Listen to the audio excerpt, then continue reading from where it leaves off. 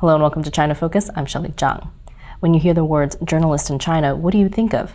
A reporter for state-run television, somebody who works for a major international news organization, or a citizen journalist publishing online and trying to evade censorship. Now, if you're the latter type of journalist, you face more than just censorship. You could face prison terms or even torture, especially if you report on a politically sensitive topic at a politically sensitive time. And that's what happened to self-taught Tibetan filmmaker Dhondup Wangchen. Here today to talk about his case and the case of citizen journalists in China is Madeline Earp. She's a senior researcher at the Committee to Protect Journalists Asia program. Thanks for joining us, Madeline. Thanks for having me. Now, the first thing I want to ask you is about Dongdaban Chung, and your organization, CPJ, just honored him with an International Press Freedom Award. Yes, that's right. Can you tell me a little bit about him? He is a very courageous man who was always interested in Tibet and life in Tibet under Chinese rule. He found a video camera, he found a friend, he went around and conducted interviews about what Tibetans thought in the advance of the Beijing Olympics in 2008. He was talking about the Dalai Lama, he was talking about freedoms in Tibet, issues that are heavily censored, and when his footage was smuggled out of the country, it was made into a film, Leaving Fear Behind. Unfortunately, he paid a high price. He was detained in March 2008 and was subsequently sentenced to 6 years in prison. I understand that your organization is, conducting a petition on his behalf. What do you hope to accomplish with that?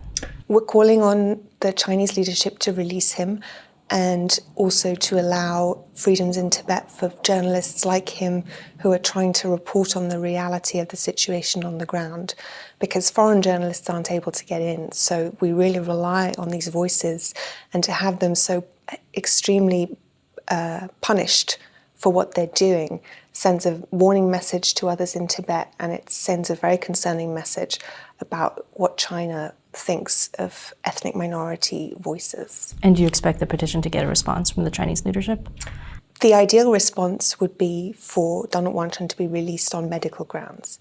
He's suffering from hepatitis, so we do believe that there is a strong case for him to be released in order to receive proper medical treatment. And in the past, are there cases of kind of like a public petition or pressure from outside about a specific case that leads the Chinese, authorities to let somebody go on medical grounds, something like that? The Chinese authorities are not very communicative about the reasons why they grant medical parole or the reasons that they grant reductions in sentences, although there are conditions under Chinese law which make that possible.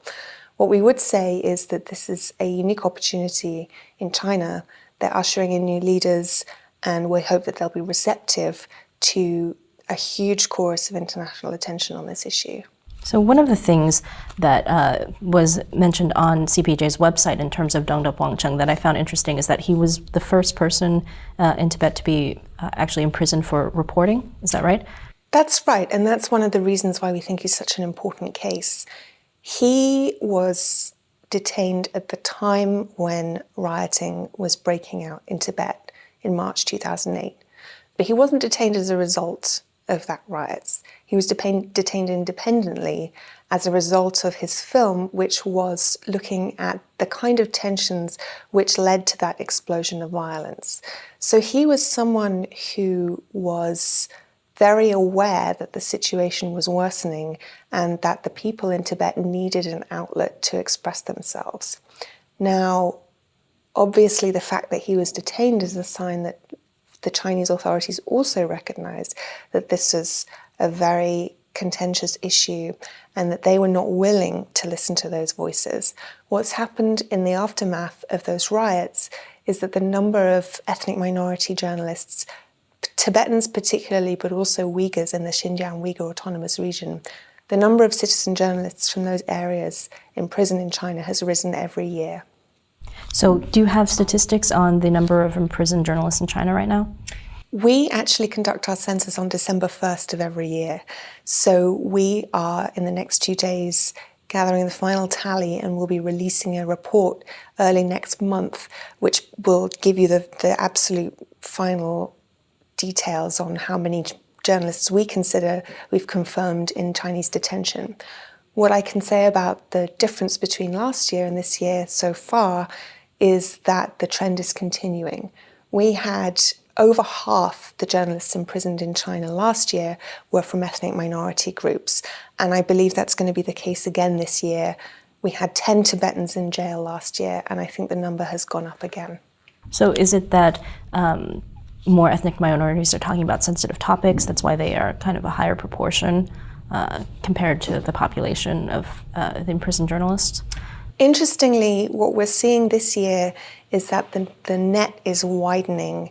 So it's not that people are writing on more contentious issues, but it's that more issues are being put in that box which is considered contentious.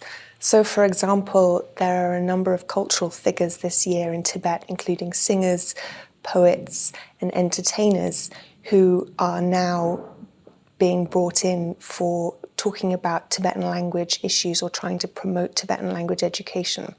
So the cases that we are likely going to add to our census this year are people who have written about the issue of Tibetan language education, for example.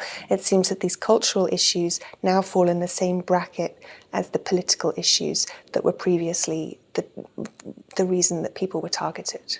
So I want to ask kind of about the broader issue of these people, not just journalists who work for official state media or international news organizations, but people who are maybe have a blog and are publishing online, and there are more of them that we've seen recently as the internet usage has exploded in China. Are we seeing kind of more, what's the situation for them right now? I think if you looked at CPJ's data 10 years ago, in terms of journalists imprisoned in China, you would have seen more mainstream professionals who identified as journalists and who the government identified as journalists. Now, it's much more the case that people write independently. As you say, they maybe have a blog, they contribute to a blog overseas, they find their own way of distributing information. Those are the people who are now being targeted with criminal charges, while the mainstream professional journalists are more likely to be sanctioned. So they may be fined, or they may be reshuffled, they may be suspended for a period. But it's much harder now for citizen journalists to get that recognition from the media community that what they're doing is essentially the same thing. Because I think professional journalists look at that group and say, those people are doing a different thing. They're activists, they're dissidents. I think the point that CPJ would like to make is that they are performing a key role in Chinese society by trying to break stories that are not permitted in the mainstream media. So the fact that they are the target of these criminal charges and are being arrested on suspicion of, for example, inciting subversion of state power is very concerning and should be concerning still to anyone who's practicing journalism in China. So we've seen recently in November some kind of high-profile cases. There was Li Yuanlong, who reported the death of 5 boys in Guizhou province who suffocated to death in a dumpster, but he kind of reported it on social media and was then taken away, took a vacation, quote unquote, in the company of local authorities. There was Jiang Weisuo, who was the first person to kind of blow the whistle on the melamine scandal for tainted milk in China, and he was recently killed. It's not clear, why he was killed, but he had previously had a price on his head for doing that kind of reporting. A lot of these people are getting the word out through social media. Is that making a difference in kind of press freedom in China nowadays? Absolutely. Social media has really transformed the information environment in China, and it's very exciting that mainstream journalists and people completely independent of the profession are able to use these outlets to share information and essentially push it into the mainstream news agenda. That's an encouraging development.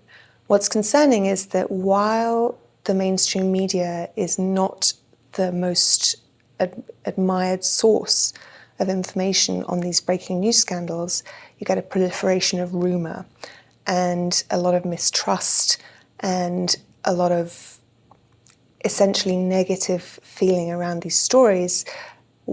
Is it true? Is it not true? Is somebody trying to manipulate the news agenda? Are they not trying to manipulate it? So that's not something which contributes to a healthy media environment. And it's something which the government can essentially use as a basis to continue trying to control it, because they used the anti-rumor campaigns as a way to try and maintain control of what issues can be discussed on social media. And of course, social media, for all it's a very thriving outlet, is also subject to censorship. So we can't look at Weibo or the other microblogs that are being used in China as a perfect forum for these issues. There are still many improvements to be made. Now, do you see that there's a conversation about freedom of the press going on in China? Has that changed? Surprisingly, there's a lot of conversation about freedom of the press. I was in China in 2010 reporting on the way that journalists themselves advocate on behalf of their colleagues who are subject to attacks. It's very much a conversation that happens in even the state-controlled media, and that's encouraging. It's great to see journalists rallying around and identifying attacks on the press as an issue that needs to be addressed. The problem that CPJ recognises is that as long as journalists are able to talk only about the lowest level of interference in their work, for example, neighbourhood thugs or a company that's trying to stop them revealing information about their products, what you have is the impression that there's a lively civil society and that journalists are able to speak freely about the obstacles they face in their work. That's obviously not the case in China. They do not extend these advocacy activities to the biggest obstructor of the press, which is, of course, the Chinese government and the propaganda department. And so we would like to see those kinds of activities sanctioned. We'd like to see journalists allowed to form groups the way they are in other countries around the world, whether it be unions or whether it be press freedom groups. We would like to see them able to extend the criticism that they have in these small, minor interferences to the major issues that prevent them from reporting freely.